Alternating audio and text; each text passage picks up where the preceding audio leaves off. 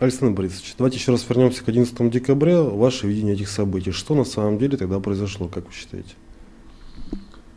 Я думаю, надо рассматривать эти события не просто как факт, происшедший именно в эту дату календарную. Надо начинать с событий, которые предшествовали 11 декабря. Все, что предшествовало, было грубым нарушением закона. И первичные лозунги, и требования, которые прозвучали людей, которые пришли, я бы назвал их совершенно справедливыми. Люди требовали справедливого наказания и необходимого возмездия для тех, кто совершил тяжкое преступление. Другое дело, что нашлись, по всей вероятности, и я пока не вправе этого утверждать, но тем не менее мое чутье и опыт жизненный мне подсказывает, что нашлись, видимо, и те, кто решил на этой ситуации погреть как-то руки, заработать некий ложный капитал политический, и все это начало трансформироваться в совершенно другое русло. Начало приобретать некий националистический характер. Появились лозунги, которые явно расшатывают, наверное, ту самую важную твердыню, на которой стоит наше государство, это федеративное устройство его. И сегодня, если мы радеем за то, чтобы наша страна сохранилась, мы не можем сегодня говорить о том, что Россия без Кавказа – это лучшая Россия, это счастливая Россия.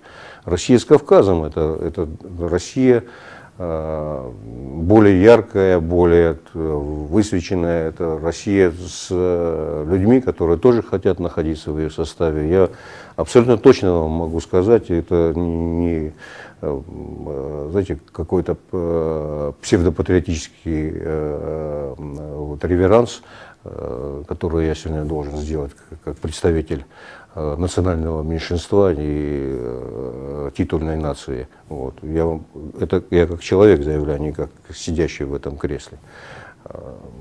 И мне кажется, что сегодня устремление моего народа, я могу сказать и в устремлениях большинства людей, они мне известны в соседних республиках, они направлены на то, чтобы на самом деле создавать сильное государство, на самом деле создавать себе счастливую жизнь, на самом деле образовывать счастливые семьи, благополучные семьи. И, видимо, это та самая цепочка, которая в конечном итоге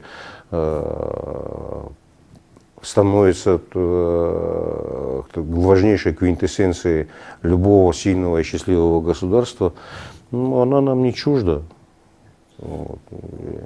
Тогда, Александр Борисович, я понимаю, что всегда найдутся люди, которые готовы раскачать лодку.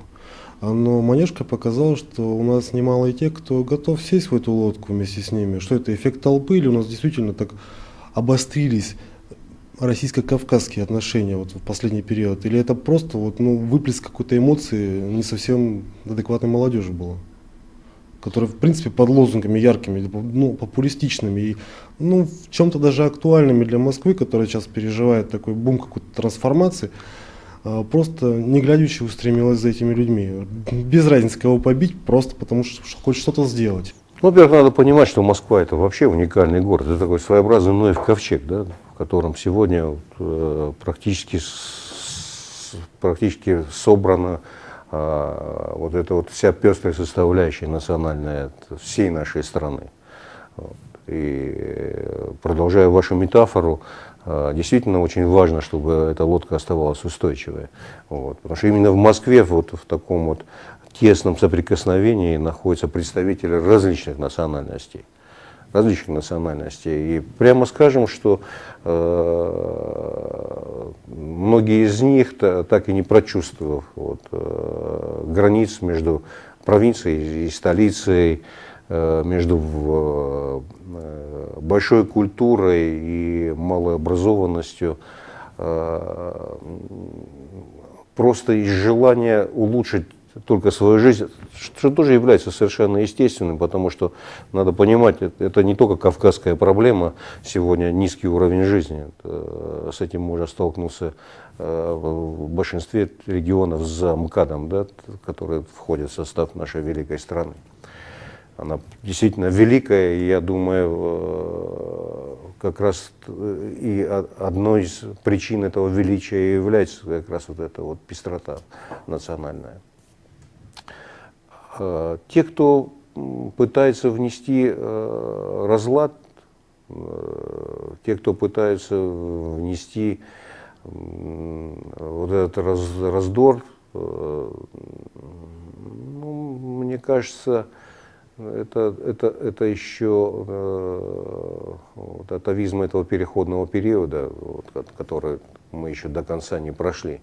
Мы в эти дни много говорим о происшедшем и находимся в постоянном поиске вот, причин, которые всему этому способствовали. И одна из них, на мой взгляд, это то, что развитие событий последних 20 лет значительно опережали ту базу законотворческую, которая была необходима для того, чтобы выстраивалась действительно настоящее и сильное с точки зрения правового обеспечения государства, чтобы вот эта правовая грамотность и правовое понимание окружающей жизни и соблюдение этой законности стали нормой для каждого человека. К сожалению, этого не было. Этого нет и в отношении милиции. Ведь мы с вами очевидцы вот по последних нескольких месяцев, когда шло беспрецедентно публичное обсуждение нового закона о полиции, вот, который уже в первом чтении вот, проходит. Все это не случайно. Все это не случайно. Может быть, они запоздалые. Но, к счастью, сегодня у власти в стране находятся люди, которые осознают серьезность всех этих вещей. И я думаю, чем быстрее мы пройдем вот этот период перехода, тем лучше будет для всех нас. Вот. А то, что в нашей среде по-прежнему есть люди, которые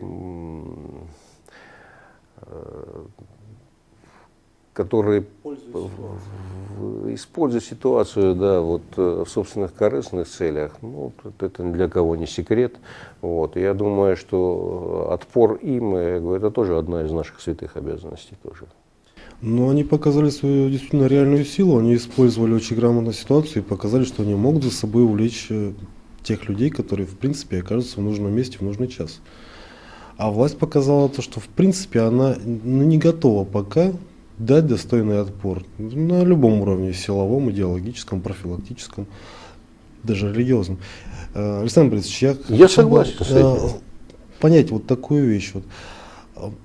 Я не думаю, что кавказцы ждали дифферамп со стороны государственных органов, что там покаяний каких-то официальных, там, потому что государство в принципе не то чтобы не виновато, но оно ответственно.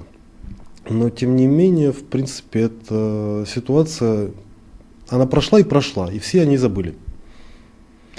Последовали какие-то, ну, хотя бы призывы, увещевания, стремления как-то изменить ситуацию со стороны православной церкви, мусульманской общины, Умы, города Москвы, официальных органов, милицейского начальства, с тем, что мы готовы, да, мы поняли свои ошибки, мы готовы к тому, чтобы в следующий раз эта ситуация не повторилась. Вы знаете, я абсолютно искренне вам могу сказать, что каких-то скоординированных и слаженных действий ни до, ни после происшедшего пока не было. И мне очень хотелось бы, чтобы мы из всего этого извлекли урок. Кстати, мы сегодня от имени Совета глав представительств Северо-Кавказского федерального округа и Президиума Конгресса народов Кавказа сделали соответствующее обращение к общественности города Москвы, Дальше мы планируем обращаться и в Общественную палату, мы планируем обращаться и в правительство, и Москвы, и Российской Федерации с соответствующими обращениями. Назрела необходимость реформирования управления вообще этими процессами. Они не должны нас вот так заставать врасплох, и мы не должны чувствовать себя растерянными перед лицом подобных событий. Чтобы эта уверенность вернулась, мне кажется, что необходимо возвращать институты, которые незаслуженно и несправедливо были в последнее время нивелированы.